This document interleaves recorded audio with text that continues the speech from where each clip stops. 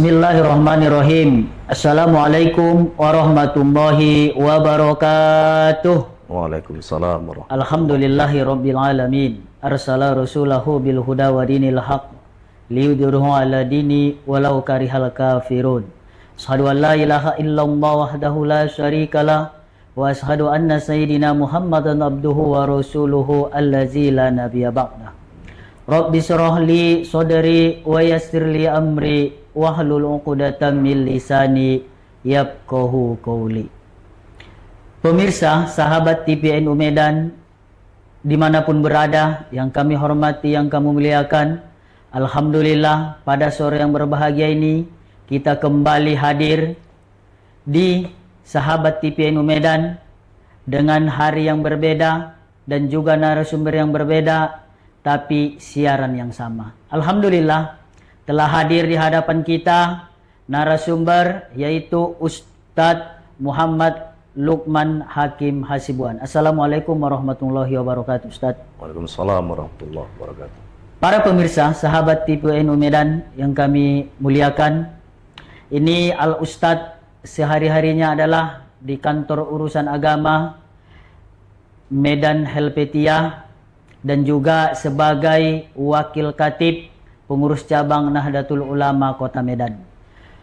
Adapun tema yang disampaikan atau yang dibawakan pada hari ini yaitu tanda-tanda bertakwa dan diterimanya ibadah Ramadan.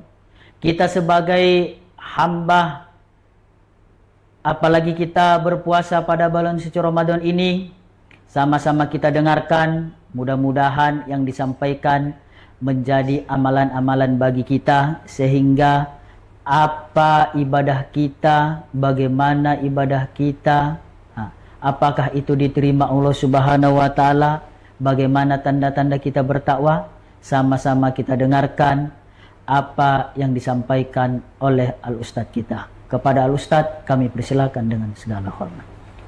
Baik, bismillahirrahmanirrahim. Assalamualaikum warahmatullahi wabarakatuh. Waalaikumsalam warahmatullahi wabarakatuh. Pemirsa sahabat TVNU yang dirahmati Allah Subhanahu wa Ta'ala, sesungguhnya di dalam Islam setiap ibadah yang ditetapkan oleh Allah Subhanahu wa Ta'ala memiliki tujuan yang ingin dicapai. Salat misalnya itu disebutkan dalam Al-Quran, inna salata tanha anil fahsya wal munkar, bahwa salat itu target yang ingin diraih dari seseorang hamba yang melaksanakan ibadah salat, bagaimana salat itu bisa memberikan dampak dalam kehidupannya, mampu mencegah dari perbuatan keji dan mungkar. Ibadah haji juga begitu. Target yang ingin dicapai kalau kita perhatikan dari hadis yang disampaikan oleh Nabi, al-hajjul mabrur laisa lahul jaza ilal jannah. Haji yang mabrur itu adalah haji yang tidak ada ganjarannya melainkan surga. Karena seorang yang haji tentunya target yang ingin dicapai bagaimana setelah dia melaksanakan ibadah haji itu tampil menjadi manusia yang agung dalam kehidupan dan lingkungannya, dalam kehidupannya, dalam perilakunya, tutur katanya, pemikirannya, yang muncul adalah kebaikan-kebaikan. Zakat juga seperti itu. Ada target yang ingin dicapai bahwa zakat itu mensucikan diri dari orang dalam meraih harta yang diraihnya. Nah, begitu juga dengan ibadah puasa ini. Ada target yang ingin diraih dari seseorang hamba yang melaksanakan ibadah puasa. Ini tercermin dalam surah Al-Baqarah 183, la'allakum tattaqun. Bagaimana puasa itu mampu menciptakan seorang muslim itu meraih predikat orang-orang yang bertakwa. Bahkan yang menarik kalau kita perhatikan dalam kaitannya tentang ayat-ayat berpuasa itu dalam surah Al-Baqarah 183 sampai seterusnya itu dua kali ternyata Allah menyebutkan istilah takwa itu. Nah, ini menunjukkan bahwa ibadah puasa yang kita lakukan yang selama kehidupan kita ini bukanlah hanya sebatas ibadah ritual semata, tapi bagaimana ibadah puasa itu memberikan dampak dalam kehidupan kita menjadi orang yang bertakwa. Orang yang bertakwa itu kalau kita perhatikan dari istilah yang populer yang disampaikan oleh tokoh-tokoh agama kita, kemudian dari kitab-kitab Turas juga disebutkan bahwa sikap takwa itu adalah bagaimana bisa sebagai seorang muslim dampak dari satu ibadah itu bisa membawa dia, bisa mengarahkan dia untuk senantiasa melaksanakan apa yang diperintahkan oleh Allah Subhanahu wa taala, kemudian menjauhkan segala apa yang dilarang oleh Allah Subhanahu wa taala. Jadi ibadah puasa ini adalah ibadah yang melatih diri seorang hamba, bagaimana seseorang hamba itu dengan sebulan penuh melaksanakan ibadah puasa ini menjadikan muslim itu mampu mengendalikan hawa nafsunya.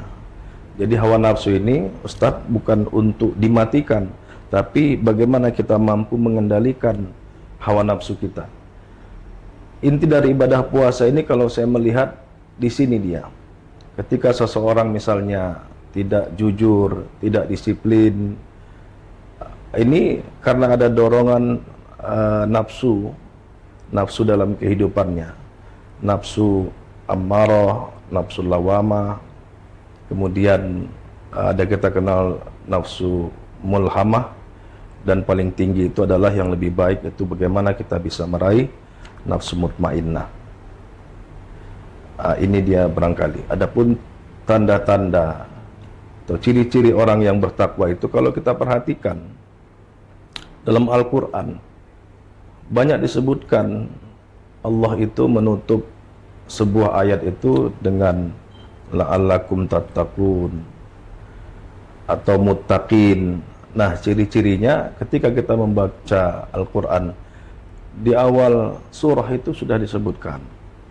Dalam surah Al-Baqarah 3-4 itu disebutkan bagaimana Allah mengatakan bahwa orang yang bertakwa itu diantaranya adalah alladzina yu'minunal bil ghaib, beriman dengan hal-hal atau perkara-perkara yang gaib. Itu disebutkan bahwa kita ini dalam kehidupan di dunia ini ada makhluk-makhluk yang memang tidak kelihatan, tapi eksistensi mereka itu diakui dan disebutkan dalam kitab suci kita bahwa kita ini tidak saja hidup bukan hanya sekedar manusia, tumbuh-tumbuhan, hewan, tapi ada yang makhluk yang tidak kasat mata, yang mereka juga sama seperti kita beribadah kepada Allah Subhanahu wa taala. Kemudian disebutkan juga dalam surah Al-Baqarah tersebut, yaitu orang-orang yang menegakkan sholat. Jadi sulit kita mengatakan dan tidak mungkin kita mengatakan orang yang bertakwa itu orang yang tidak terikat dengan syariat. Jadi orang yang bertakwa itu adalah orang yang dalam kehidupannya dia senantiasa dekat dengan syariat-syariat yang ditentukan Allah, diantaranya adalah sholat. Menarik kalau kita perhatikan Ustadz Henry, kalau sholat ini saya sering mengatakan kepada jemaah, juga kepada siswa saya, karena saya juga seorang dosen, itu saya selalu mengingatkan kepada mereka bahwa sholat itu ibadah yang unik. Sholat itu tidak menekankan aspek mampu atau tidak mampu. Berbeda dengan ibadah syariat lainnya, kalau kita berpuasa tidak mampu, sakit, kita bisa tidak berpuasa pada hari itu, dan pada saat fisik kita sehat, kita bisa menggantinya, kita bisa mengqadhonya. Haji juga seperti itu. Kalau kita tidak mampu haji, kita tidak usah berhaji, dan tidak menggugurkan nilai kita dalam pandangan Allah sebagai seorang muslim. Zakat juga seperti itu. Kalau kita tidak bisa berzakat, kita susah ekonomi kita, justru kita berpotensi untuk dizakati. Nah, ketika ibadah sholat ini kalau kita perhatikan sangat menarik sekali. Allah tidak menekankan aspek mampu atau tidak mampu. Kalau kita tidak mampu untuk berdiri, duduk, kan begitu. Tidak mampu duduk, kita berbaring. Standar ukurannya adalah selagi akal kita masih berfungsi. Selagi akal kita masih berfungsi, maka kewajiban sholat itu tidak bisa kita tinggalkan. Nah, ini sering kita perhatikan, banyak saudara-saudara muslim kita yang salah memahami terkadang, seakan-akan ibadah sholat itu mengkaitkan dengan standar mampu atau tidak mampu. Kadang sakit di rumah sakit, di atas kursi roda, atau barangkali terbaring, tapi dia masih akalnya berfungsi, ketika azan tidak melaksanakan ibadah sholat. Nah, kalau orang seperti ini, ketika akalnya masih berfungsi, dan dia tidak mengerjakan sholat, maka inilah dia termasuk orang yang disebutkan dalam hadis Nabi, yang meninggalkan sholat dengan sengaja. Man taraka sholata muta'ammidan faqad kafara ziharon. Barang siapa yang meninggalkan sholat dengan sengaja, sungguh dia benar-benar telah kafara. Kafara bukan berarti kafir seperti yang kita fahami di luar dari muslim, tapi kafara itu adalah orang yang mengingkari, yang tertutup hatinya. Kafara itulah maknanya. Maka bagaimana perintah ibadah sholat itu ketika dalam situasi tidak normal? Ini kan misalnya kalau kita mau sholat harus wudhu dulu, kan begitu. Kalau tak ada air, tayamum. Nah, ketika kita akal kita masih berfungsi, misalnya, naudzubillah, ada seorang muslim yang luka bakar mencapai 90%, diikat, diperban semua badannya supaya jangan lasa, agar tidak menyebabkan luka semakin parah, diperbanlah kulitnya, diikat tangannya, kakinya tidak bisa bergerak. Tapi ketika ada sahabat datang menjenguknya, Ustaz Hendri, dia masih merespon, masih bisa mengenali siapa yang datang. Ini artinya menjadi indikasi bahwa akalnya masih berfungsi, maka dia wajib mengerjakan ibadah sholat. Nah, perkara wudhu, perkara tayamum, dalam keadaan tidak normal, hukum tidak berlaku normal, maka dia tetap bisa melaksanakan ibadah sholat dan wajib melaksanakan ibadah sholat dengan cara itu tadi. Ketika akalnya masih berfungsi, sambil dia berbaring mendengar suara azan, dia seakan-akan bertakbir, kemudian membacakan Fatihah, kan seperti itu. Bisa kita merenungkan atau memikirkan, berkhayal kita seakan-akan sedang takbir. Nah, jadi orang yang bertakwa itu, ini ibadah sholat ini menjadi ciri yang mesti ada dalam karakter orang yang bertakwa. Kemudian ternyata kalau kita perhatikan ibadah ritual kita kepada Allah, ibadah individual kita kepada Allah, banyak dalam ayat Al-Quran harus dibarengi dengan individual kesalehan sosial yang kita kenal. Makanya dalam surah dalam ayat tersebut juga disebutkan yang mereka alladzina yunfiquna, yang berinfak, kan begitu kan, menafkahkan hartanya dalam kehidupannya. Artinya sholat, ibadah, kesalehan individual harus dibarengi dengan kesalehan sosial. Ini yang kita temukan dalam surah Al-Baqarah. Kemudian di samping mereka juga adalah yang mempercayai kitab-kitab, ya, kitab-kitab nabi-nabi terdahulu selain Al-Quran juga memang ada disebutkan. Tentunya kitab-kitab tersebut adalah bukanlah kitab dalam keyakinan kita yang kita lihat selama ini, tapi memang kitab-kitab yang terdahulu yang diturunkan Allah melalui nabinya itu memang ada. Nah, kalau kita melihat dalam surah Ali Imran, ya, Ali Imran 134, 133, 134 juga disebutkan di situ bahwa kita dianjurkan Allah bersegera meraih ampunan Allah itu. Kenapa kita harus bersegera? Karena memang kita tidak tahu, Ustadz, kapan kita akan mati. Makanya Allah mengingatkan kita bersegera, karena mati itu pasti akan ada dalam kehidupan kita, dan mati itu memang dekat. Maka sahabat yang paling dekat sebenarnya dalam kehidupan kita ini bukan sahabat karib kita, bukan orang tua kita, tapi sahabat yang paling dekat itu adalah mati. Kematian. Kematian itu pasti. Makanya kita diperintahkan Nabi kalau tidur saja kita disuruh membaca Bismika Allahumma ahya wa Bismika amut. Ini menjadi isyarat mati itu adalah sahabat terdekat. Maka segera meraih ampunan Allah. Yang orang yang senantiasa minta ampun kepada Allah itu, maka akan dipersiapkan surga yang seluasnya langit, luasnya sama dengan langit dan bumi. Nah, kemudian juga disebutkan di situ diantaranya alladzina, kembali juga masalah kesalehan sosial, yunfikuna, dan ini lebih terperinci lagi. Ternyata kita menginfakkan, bersedekah sebagian harta kita, situasinya bukan hanya sekedar pada saat kita berada pada kelapangan rezeki, tapi juga dalam keadaan susah. Alladzina yunfiquna fis saraa wad dharra wal kadhiminal ghaidha, mampu menahan amarah, mampu mengendalikan hawa nafsu, mampu mengendalikan diri. Dan inilah menjadi target ibadah puasa. Terkadang kita mengendalikan hawa nafsu ini, kita mengejar la'allakum tattaqun, tapi hawa nafsunya tidak bisa dikendalikan. Ini bagaimana cara mengendalikan, Ustaz? Baik, kata Imam Al-Ghazali, dalam dimensi kehidupan manusia ada lapisan terluar. Lapisan terluar itu adalah jasad.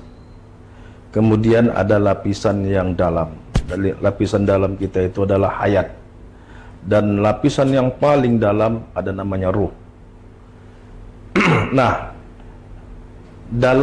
kalau manusia dalam dimensi jasad, kita sudah paham. Jasad yang kita rasakanlah, yang ada di badan kita ini. Nah, kalau masalah hayat, dimensi yang dalam ini adalah, inilah yang kita kenal dengan qalb. Jadi hati itu, Ustadz Henry, hati kita itu adalah raja. Hati kita itu ada raja. Kemudian nafsu itu adalah perangkat-perangkatnya. Kalau ibarat main catur, ada kita kenal istilah raja. Kemudian ada pion, ada kastel dan kuda. Nah, ini adalah dimensi nafsu. Nah, ting-tengnya itu adalah apa istilahnya itu? Panglima perangnya itu adalah akal. Nah, jadi nafsu ini di dalam diri kita ini ada unsur-unsur baik dan buruk. Maka dalam Al-Quran disebutkan dalam surah As-Sams itu fa'alhamaha fujuraha wa taqwaha. Allah memberikan kita sisi potensi negatif dan potensi positif.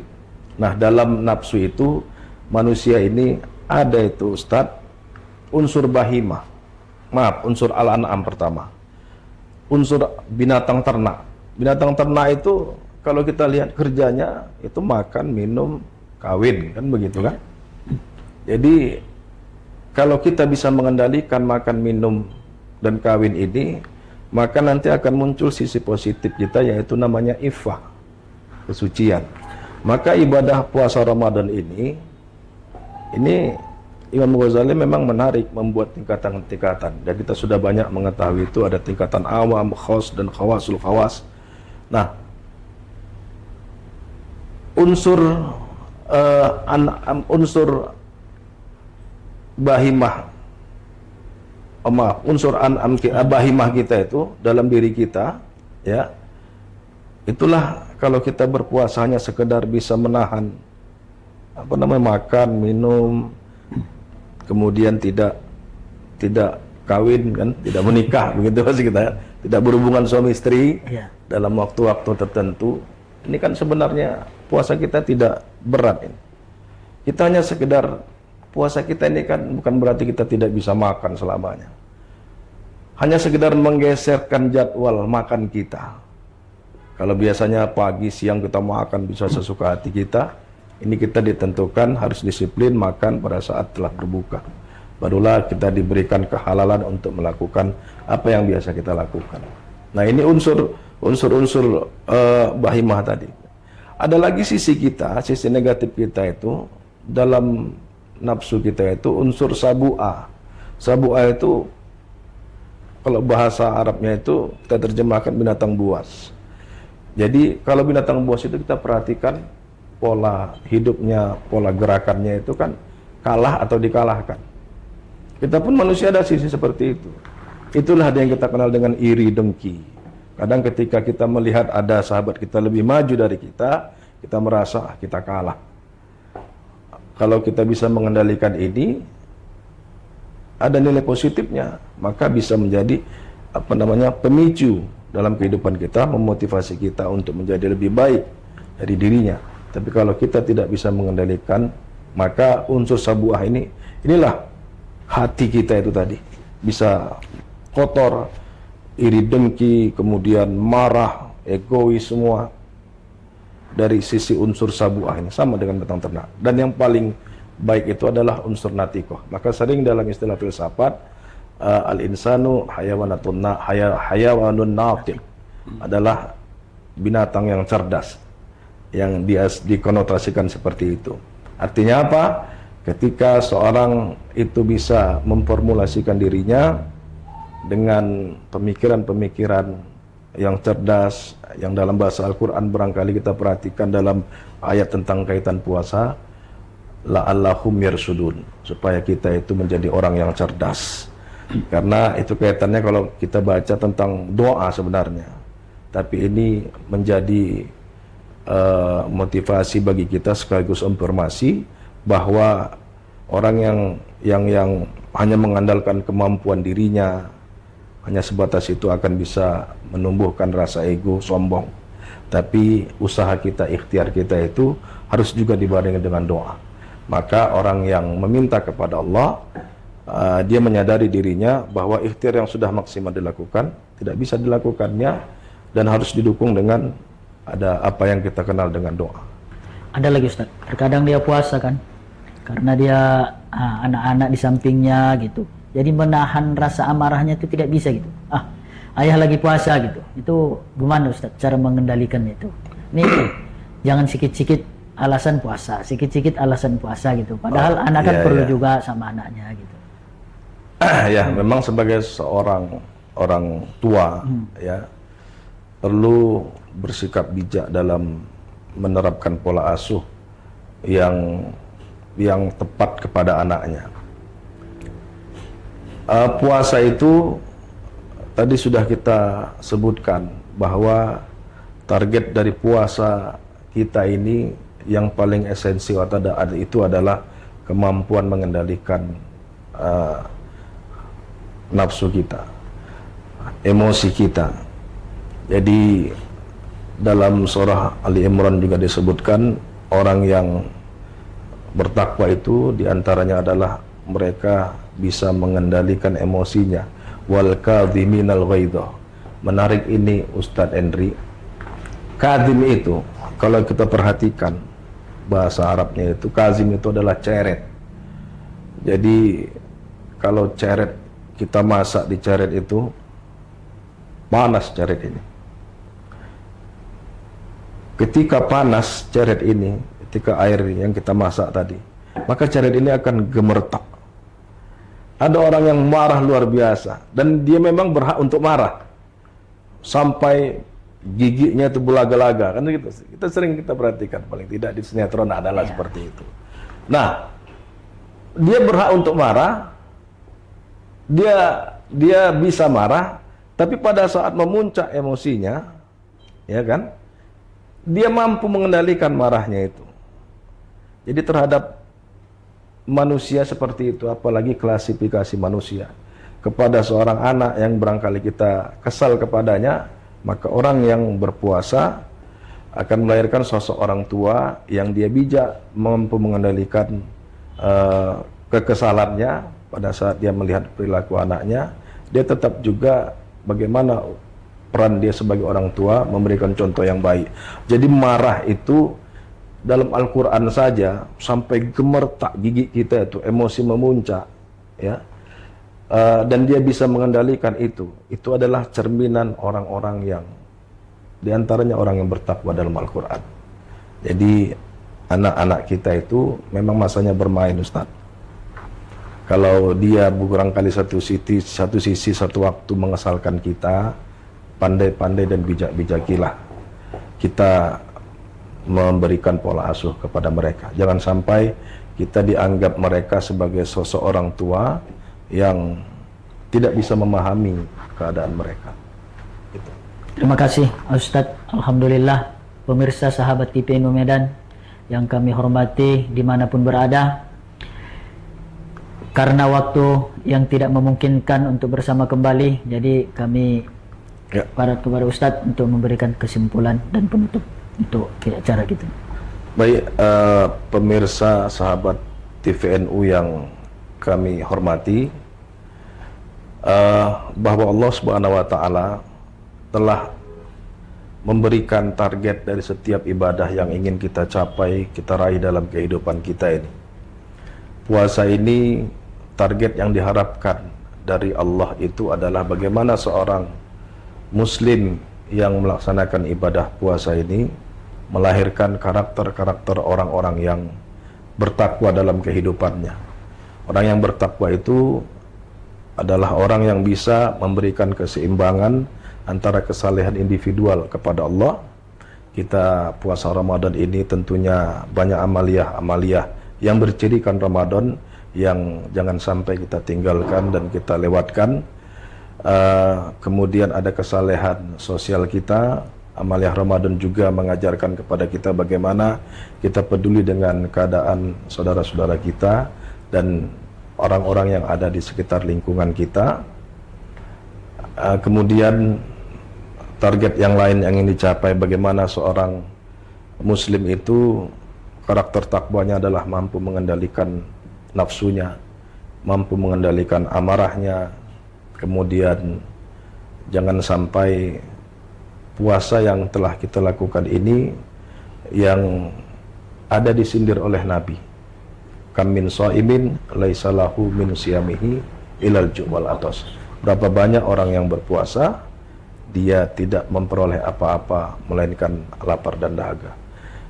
Pemirsa, sahabat NU yang kami hormati, mudah-mudahan puasa Ramadan kita tahun ini, puasa Ramadan yang sedang kita laksanakan dan akan kita selesaikan, mampu meraih apa yang dicanangkan oleh Allah Subhanahu wa Ta'ala, la'allakum tattaqun, menjadi orang-orang yang berpredikat takwa dalam pandangan Allah Subhanahu wa Ta'ala. Ini saja barangkali kami akhiri. Wallahu muwaffiq ila aqwamit thariq. Wassalamualaikum warahmatullahi wabarakatuh. Waalaikumsalam warahmatullahi wabarakatuh. Terima kasih kepada Ustadz. Para pemirsa, sahabat TPNU Medan dimanapun berada, alhamdulillah telah berakhir narasumber kita pada sore yang berbahagia ini. Mudah-mudahan sama-sama kita amalkan apa yang kita dapatkan pada hari yang berbahagia ini. Jangan lupa tonton TV NU Medan dimanapun berada dan tayangan-tayangan dan al-ustadz yang lainnya. Kita sama-sama menuntut ilmu dimanapun berada, khususnya di pemirsa sahabat TPNU Medan. Kurang lebihnya mohon maaf, kami undur diri. Wallahul muwaffiq ila aqwamit thoriq. Assalamualaikum warahmatullahi wabarakatuh. Waalaikumsalam warahmatullahi wabarakatuh.